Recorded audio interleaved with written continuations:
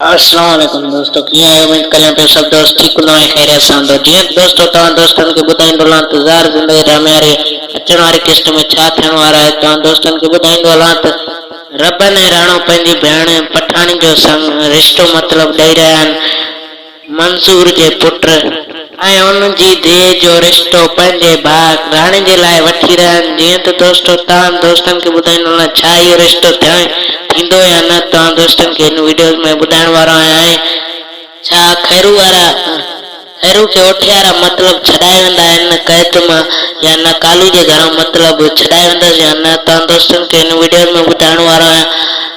ऐं छा कमाल खान पंहिंजी मीरा सां शादी कंदो या न मतिलबु तव्हां दोस्तनि खे टोटल हिन वीडियो में ॿुधाइण वारो आहियां। उन खां पहिरियों मां तव्हां दोस्तनि सां गुज़ारिश कंदुसि त जेकॾहिं असांजे चैनल ते नवां आहियो त चैनल खे सब्सक्राइब कंदा ऐं उन सां गॾोगॾु लाइक कंदा ऐं कमेंट कंदा ऐं शेयर कंदा। वधीक तव्हांजो टाइम न पिया वठूं, वीडियो खे कयूं था स्टार्ट अॼु जो।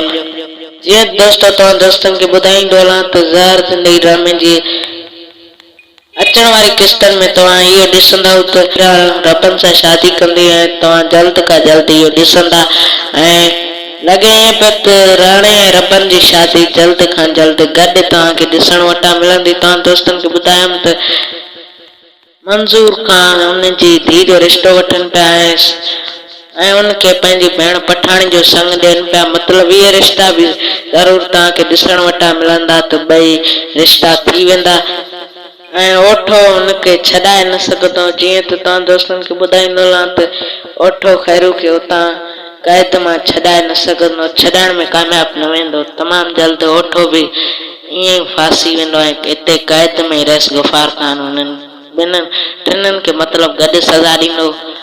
तो दोस्तों इहो अॼु जो वीडियो जेकॾहिं पसंदि आयो त लाइक कंदा ऐं कमेंट कंदा ऐं शेयर कंदा।